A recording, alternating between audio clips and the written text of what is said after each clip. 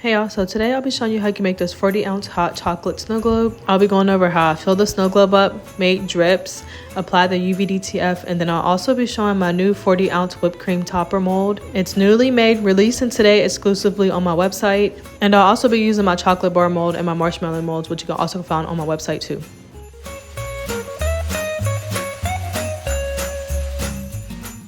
So I'm starting with this 40-ounce snow globe from Swery Kim. Y'all, I originally tried to make a dry glitter snow globe, and as I was doing that, I slowly started realizing that I didn't have patience for it. So that's why there's like some dry acrylic, I don't know what you call it, polyacrylic at the rim of my snow globe, which is okay because what it did was end up sealing my snow globe. I've never had an issue with leaking, but initially it just sealed my snow globe, and then the glitter inside also dried, which I think made it prettier. But since I couldn't go through with it, I just decided to go ahead and fill it up with solution. So I'm using Adhesive Apothecary Slow Flow Solution, and I'm also using a mixture that I had made up before, and it's just with brown acrylic paint. So that's just how it turned out.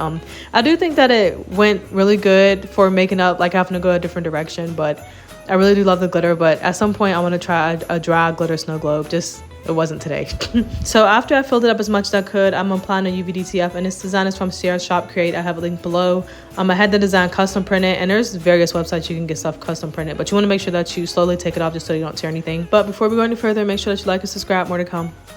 So the next thing that I'm going to do is apply a drip, and y'all know how much I love my drip, so it's always the same formula. I use 2-part epoxy, cornstarch or flour, they both do the same thing, and then white acrylic paint just so that I can get like a milky kind of color. So I'm doing this because of my whipped cream topper, by the way. I debated on brown or white, but you can do whatever you want, just depending on like whatever your style is. So that's the mixture that I always use. I try to get it a taffy consistency, and I only use 2-part epoxy.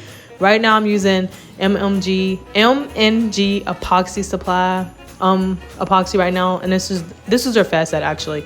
But yeah, so I'm just going to apply it the same way. I'm going to go around my cup. I'm not going to do a drip individually. I'm going to slowly go around the cup, dragging it just so that the drips look more original and authentic rather than doing one drip at a time. I feel like this just makes it look better. This is the way that I always do it. And this time also I'm just using fast set because it's really cold where I'm at, and I was hoping that the drips would just stop the drips from dripping any further. I know that if I was using regular epoxy, it probably would have ran further. So after that gets done drying, you can go ahead and flip it over and seal where your plug is at.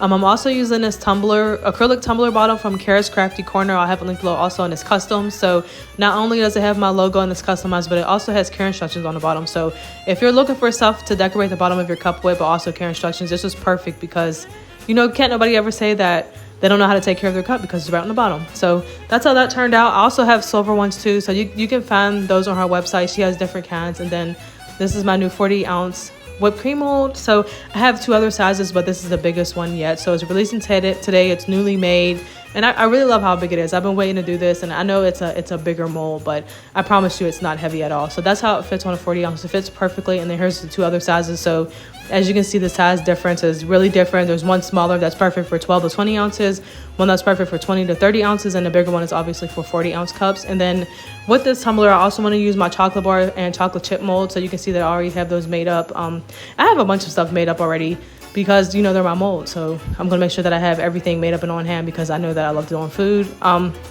then I'm also going to use my multi-marshmallow mold. So I have those pieces made up already too. Yeah, I just want to start gluing them onto my whipped cream first. I'm not doing anything permanent to my lid just yet, but if you see my last tutorial, I didn't glue anything down, so I was having issues with keeping everything from sliding and in place because I just didn't glue it down yet. So I always like to put my parts together first before I seal everything in. And once again, I'm sealing it in with regular 2-part epoxy just to make sure that everything dries correctly, and then I'm going to add my bar on. But that's how it turned out. You want to set that to the side and let it dry, and then I'm just going to show you really quick how I fill up my 40-ounce whipped cream mold. So with mold, you only want to use regular epoxy, regular 2-part epoxy. You can use deep pour, but it's not necessary. Do not use fast set in the mold. You will ruin them, and you just want to let that dry. So that's how it turned out after it got done drying. That's how my lid turned out. And it dries pretty fast. I always think so, but I think it turned out great. And I'm going to show you how it looks on a regular 40-ounce lid. So this would be a stainless steel 40-ounce lid, and that's how it will look. So I think it's really nice. It's really good to do. You won't be struggling with spackle because I know how it is. I use spackle for years now, and